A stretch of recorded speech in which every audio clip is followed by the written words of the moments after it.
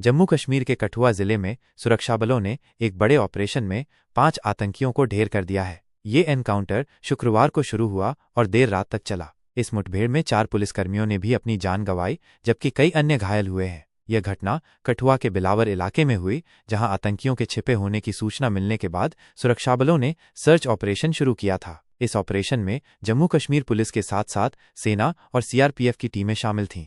सुरक्षा बलों को खुफिया जानकारी मिली थी कि कुछ आतंकी बिलावर के जंगली इलाके में छिपे हुए हैं। इसके आधार पर शुक्रवार सुबह एक संयुक्त अभियान शुरू किया गया। जैसे ही सुरक्षा बल उस इलाके में पहुंचे, आतंकियों ने उन पर अंधाधुंध फायरिंग शुरू कर दी। जवाबी कार्रवाई में सुरक्षा बलों ने भी गोलीबारी की और इस मुठभेड़ में 5 आतंकी मारे गए। माना जा रहा है कि ये आतंकी किसी बड़े हमले की साजिश रच रहे थे। इस एनकाउंटर में 4 पुलिसकर्मियों की शहादत ने पूरे इलाके को झकझोर कर रख दिया है। शहीद होने वाले पुलिसकर्मियों में सब इंस्पेक्टर दीपक शर्मा और हेड कांस्टेबल अनिल कुमार सहित अन्य जवान शामिल हैं। इसके अलावा एक डीएसपी रैंक के अधिकारी और कई अन्य जवान घायल हुए हैं, जिन्हें इलाज के लिए अस्पताल में भर्ती कराया गया है। घायलों में कुछ की हालत गंभीर बताई जा रही है।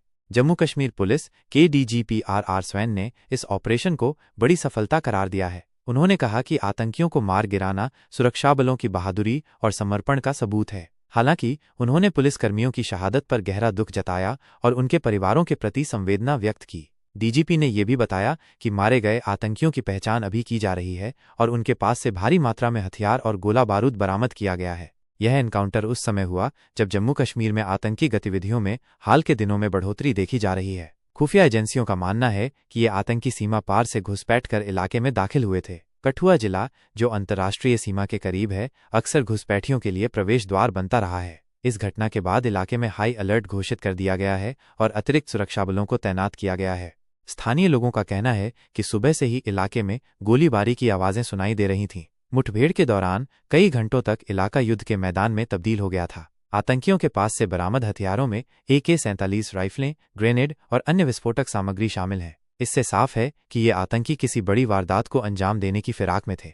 इस घटना के बाद राजनीतिक हलकों में भी हलचल मच गई है। विपक्षी दलों ने केंद्र सरकार और स्थानीय प्रशासन पर सुरक्षा व्यवस्था को लेकर सवाल उठाए हैं। वहीं सरकार ने कहा है कि आतंकवाद के खिलाफ उसकी जीरो टॉलरेंस नीति जारी रहेगी और सुरक्षा बलों को हर संभव सहायता दी जाएगी। गृह मंत्रालय ने भी इस ऑपरेशन की सराहना की है और शहीद पुलिसकर्मियों को श्रद्धांजलि दी है। कठुआ एनकाउंटर ने एक बार फिर ये साबित कर दिया है कि जम्मू कश्मीर में शांति स्थापित करना अभी भी एक बड़ी चुनौती है। सुरक्षा बलों की यह कार्रवाई आतंकवाद के खिलाफ उनकी मजबूत इच्छा शक्ति को दर्शाती है, लेकिन साथ ही यह भी सवाल उठता है कि आखिर कब तक हमारे जवान अपनी जान गंवाते रहेंगे। इस घटना के बाद पूरे देश की नजरें जम्मू कश्मीर पर टिकी हैं, जहां आने वाले दिनों में और सख्त कदम उठाए जा सकते हैं।